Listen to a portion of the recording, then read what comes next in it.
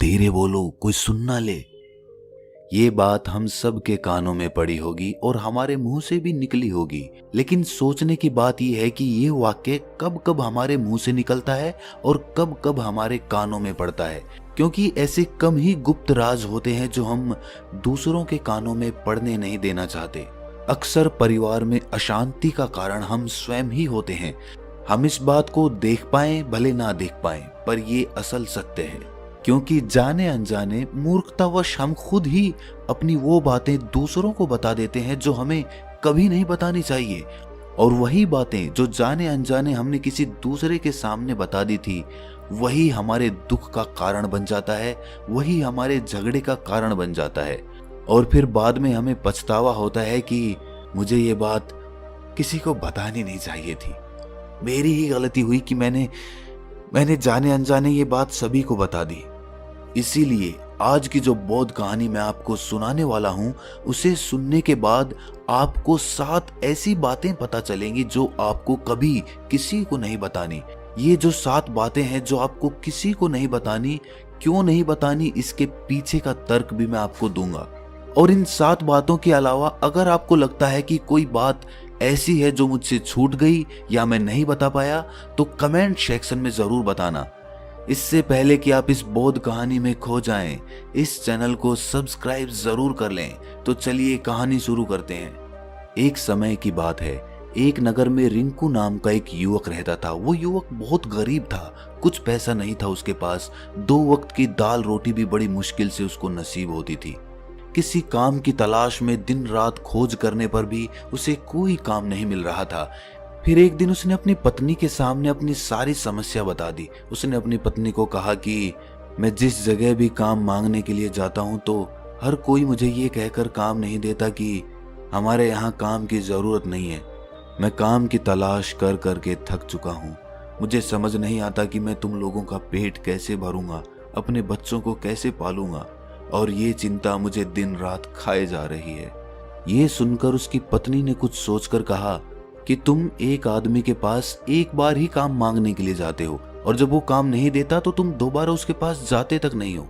अगर तुम्हें उनसे काम लेना है तो तुम्हें हमदर्दी जतानी होगी, तुम्हें उनसे हमदर्दी हासिल करनी होगी, अपनी गरीबी दिखानी होगी, ताकि वो लोग तुम्हारी मजबूरी समझकर तुम्हें काम पर रख लें। इसीलिए शर्म मत करो, उन्हें अपनी मजबूरी बताओ, अपनी गरीबी बताओ, और इसी उपाय से तुम काम पा सकते हो। ये बात रिंकू के मस्तिष्क में बैठ गई और अगले दिन काम मांगने के लिए वो उसी सेठ के पास जा पहुंचा जहां पर वो पिछले दिन काम मांगने के लिए गया था। लेकिन इस बार उसने हाथ जोड़कर उस सेठ से प्रार्थना की, उससे विनती की कि वो बहुत गरीब है और उसे काम की बहुत आवश्यकता है। वो जो कुछ भी उसे देंगे वो उसमें संतुष्ट हो जाएगा, पर कृपया करके मुझे अपने यहाँ काम पर रख ले। उसकी ये हालत देखकर उस सेठ ने उसे अपने यहाँ काम पर रख लिया। वो रोज वहां पर काम पर जाने लगा। अंदर ही अंदर वो खुश तो था कि उसे काम तो मिला, लेकिन उसे वेतन दूसरे लोगों से कम मिलता था। वही काम जो दूसरे लोग कर रहे थे उन्हें ज्यादा वेतन मिल रहा था और इसे कम वेतन मिल रहा था। जब इस बारे में उसने अपने सेठ से कहा तो सेठ ने कहा कि देखो भाई, तुम्हें काम की जरूरत थी, मैंने तुम्हें काम दिया, मेरा धन्यवाद करने की बजाय तुम मुझसे शिकायत कर रहे हो, ये कैसी भलमनसाहत है। ये सुनकर रिंकू वहीं पर चुप हो गया। बात कहीं ना कहीं सत्य थी, सच थी। सेठ ने तो उसे उसकी मजबूरी के हिसाब से ही काम दिया था और इसीलिए वो उसे अपने अनुसार ही वेतन देता था। लेकिन धीरे धीरे उसने ये बात अपने सगे संबंधियों और अपने दोस्तों को भी बताना शुरू कर दी कि उसका सेठ कैसा आदमी है और उसे कितना वेतन देता है। समय बीतता रहा और रिंकू पूरी लगन के साथ अपना काम करता रहा। लेकिन अब परिस्थितियां बदलने लगी थी। सेठ अब रिंकू से दूसरे लोगों से ज्यादा काम लेता था और उनसे कम वेतन उसे देता था। ये बात रिंकू के मन को बहुत खलती थी। वो दूसरों से ज्यादा मेहनत कर रहा है और उनसे कम वेतन पा रहा है। इससे उसके आत्मसम्मान को बहुत गहरी चोट पहुंची। अब धीरे धीरे उसका मन अपने काम से हटने लगा। उसका मन काम में लगता ही नहीं था। जाहिर सी बात है कि ऐसी जगह किसका मन लगेगा जहां आदमी को अपने आत्मसम्मान के साथ समझौता करना पड़े। इसीलिए जल्द ही उसने अपना काम छोड़ दिया और वो घर पर आकर खाली बैठ गया। अब उसके पास घर का खर्चा चलाने के लिए भी पैसे नहीं बचे थे। इसीलिए उसने अपने सगे संबंधियों और अपने दोस्तों से सहायता मांगनी शुरू की। लेकिन उसके दोस्त उसके सामने तो उसे दया का पात्र समझते थे, उसे दिलासा देते थे, लेकिन पीछे से उसका मजाक उड़ाते थे। वो कहते कि कितना बेवकूफ है, सेठ ने इतना काम लिया और बेचारे को पैसे भी नहीं दिए। अरे हम इसको पैसे दे दें तो ये कल हमारा भी पैसा वापस कर पाएगा, इसकी ऐसी हालत है, काम तो इसके पास कुछ है नहीं, पैसा कहां से लाके देगा। और इसी वजह से रिंकू की हालत दिन ब दिन खराब होती जा रही थी। अब वो दिन रात तनाव में रहने लगा था। वही दोस्त, वही सगे संबंधी जो उसके अपने होने का दिखावा करते थे, वो उसे दया का पात्र समझ रहे थे। उन्हें उसके ऊपर तरस आ रहा था। सब लोग आकर उसे ज्ञान तो बहुत देते थे, लेकिन कोई सहायता नहीं करता था। और अक्सर ऐसा ही होता है, ज्ञान देने वाले तो बहुत मिल जाते हैं, लेकिन मदद करने वाले, उंगली पकड़कर, हाथ पकड़कर आगे चलाने वाले कितने लोग मिलते हैं। एक दिन उसे पता चला कि पड़ोस के गांव में एक बौद्ध भिक्षु आया हुआ है जो बहुत ही ज्ञानी है। रिंकू इतना तनाव में था कि उसे कोई रास्ता नजर ही नहीं आ रहा था। इसीलिए जाने अनजाने वो उस बौद्ध भिक्षु के पास पहुंच जाता है। वहां पहुंचकर वो सीधे उनके पैरों में गिरकर रोने लग जाता है। वो रोते रोते उन्हें अपनी सारी परिस्थिति बताता है। उसे बताता है कि किस तरह उसके सेठ ने उसका फायदा उठाया और उसके सगे संबंधी उसके साथ कैसा व्यवहार रखते हैं। सारी बातें सुनकर बौद्ध भिक्षु ने उसे चुप कराते हुए कहा कि भंते, ये सारी समस्याएं तुम्हारी बुद्धिहीनता, तुम्हारी मूर्खता के कारण उत्पन्न हुई है। अगर तुम्हारे अंदर विवेक होता तो इनमें से एक भी समस्या तुम्हारे चित्त को दुखी नहीं कर सकती थी, लेकिन तुमने अपने अविवेक के कारण, अपनी मूर्खता के कारण खुद ही अपने रास्ते में कांटे बिछा दिए।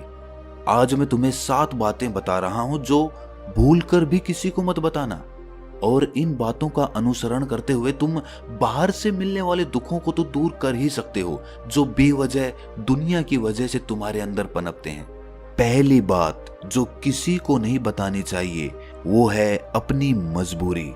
अपनी मजबूरी का दिखावा करके, दूसरों का दया पात्र बनके उनकी सहायता लेने की गलती कभी मत करना।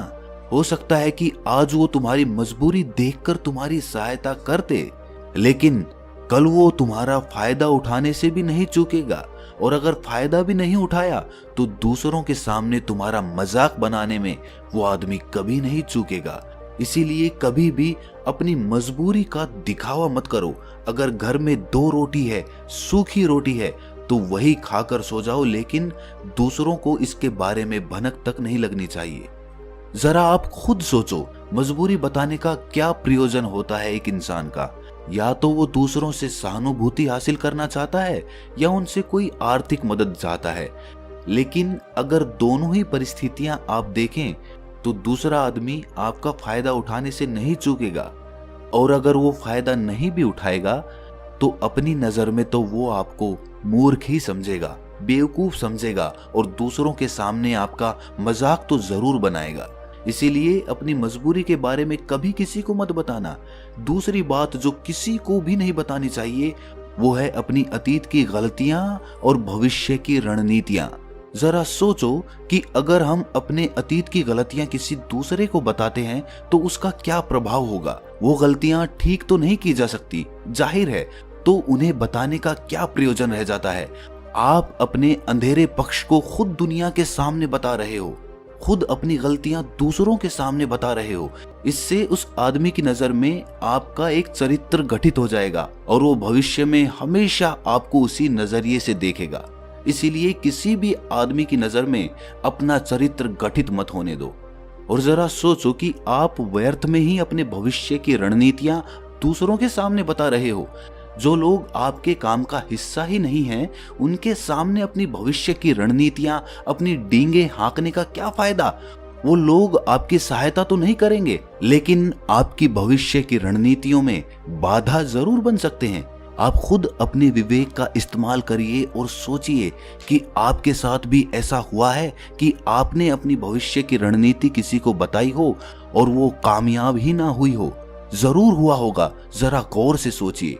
तीसरी बात जो किसी को नहीं बतानी चाहिए वो है अपने घर की बातें।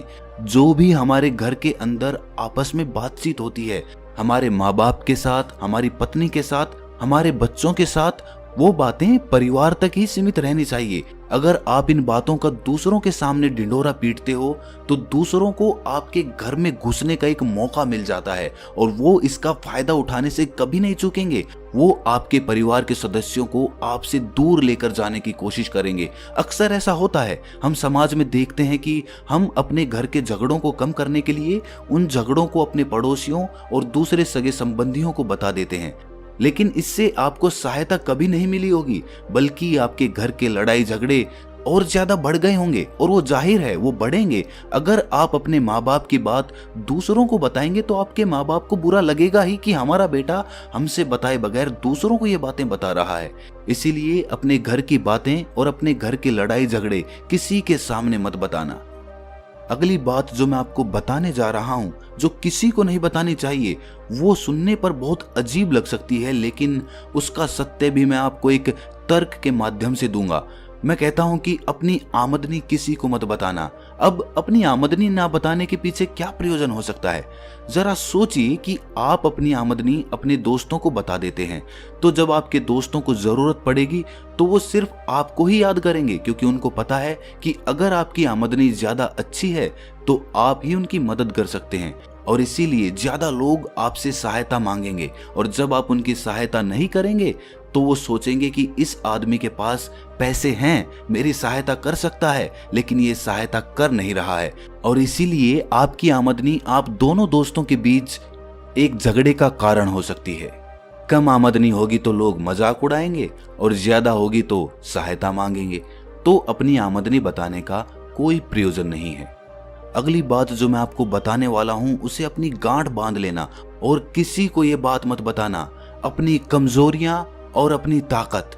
अक्सर इंसान को पता नहीं होता है कि उसकी कमजोरी या उसकी ताकत क्या है, लेकिन अगर आपको अपनी कमजोरी और अपनी ताकत पता है तो पहली बात तो आप बहुत ही बुद्धिमान आदमी हैं, और दूसरी बात कि आपको ये बातें किसी से साझा नहीं करनी है, क्योंकि अगर आपकी कमजोरियां दूसरों को पता चल गई तो वो आपकी कमजोरियों का फायदा उठाएंगे, और अगर आपकी ताकत पता चल गई तो वही ताकत आपकी कमजोरी बन जाएगी, क्योंकि वो ताकत दूसरे आदमी को पता है और वो ताकत की काट भी ढूंढ ही लेगा। अपनी कमजोरी और अपनी ताकत अपनी पत्नी या अपने पति को भी नहीं बतानी चाहिए, क्योंकि इसके बाद आपको घर में उनसे हमेशा दब के रहना पड़ेगा। अगली बात जो किसी को नहीं बतानी चाहिए वो है अपने मित्र और अपने शत्रु। आप अपने मित्रों के बारे में अगर दूसरे लोगों को बताएंगे तो वो आपके मित्रों के साथ अपनी घनिष्ठता बनाकर आपको धोखा दिलवा सकते हैं। आपके गहरे मित्रों को आपसे दूर करने का प्रयास कर सकते हैं। अक्सर आम आदमी ऐसा नहीं करता, लेकिन आपके दुश्मन ऐसा करने की कोशिश कर सकते हैं। और दूसरी तरफ आपके शत्रु का भी किसी को नहीं पता लगना चाहिए, क्योंकि आज जो आपका मित्र है अगर कल वो आपका दुश्मन हो गया तो वो आपके दुश्मन के साथ ही मिलकर आपको परास्त कर सकता है, आपको धोखा दे सकता है। इसीलिए अपने सबसे अच्छे दोस्तों को भी अपने दुश्मन के बारे में कभी मत बताना। अगली और आखिरी बात कहना चाहता हूं कि जब तुम दान करते हो तो दान के बारे में भी किसी को मत बताना, नहीं तो दान करना व्यर्थ हो जाता है, बेकार हो जाता है। जब आप अपने दान का ढिंढोरा पीटते हो तो आप ये बता रहे हो कि मैं कितना बड़ा दानी पुरुष हूं, और ये आपके अंदर एक अहंकार निर्मित करेगा। इसीलिए दान गुप्त रूप से किया जाए उतना ही अच्छा होता है, उतना ही फलदायी होता है। जब आपका बायां हाथ दान कर रहा हो तो दाएं हाथ को भी ना पता चले कि बायां हाथ दान कर रहा है। ये 7 बातें जो बौद्ध भिक्षु ने रिंकू को बताई, इनमें संसार के सभी सिद्धांत छिपे हुए हैं। इन बातों का अनुसरण करते हुए आप अपने घर में सुख शांति बना सकते हैं और घर के झगड़े हमेशा के लिए दूर कर सकते हैं। आप इन बातों के बारे में अपने विवेक से भी सोचेंगे तो आपको ये बातें सच मालूम पड़ेंगी। और हमारा कहानी सुनाने का मकसद यही है कि आपका विवेक जागृत हो, आप खुद उन बातों के बारे में सोचें जो हम आपको बता रहे हैं, और अगर हम गलत हैं तो आप कमेंट सेक्शन में वो बात जरूर बताएं जिस पर हम गलत हैं। और इनके अलावा भी अगर आप कुछ जानते हैं तो उन बातों को भी कमेंट सेक्शन में जरूर डालें। तो दोस्तों कैसी लगी आपको ये कहानी कमेंट सेक्शन में जरूर बताना, और अच्छी लगी तो इस चैनल को सब्सक्राइब जरूर कर लेना। तो मिलते हैं अगली कहानी में, तब तक के लिए अपना ख्याल रखें।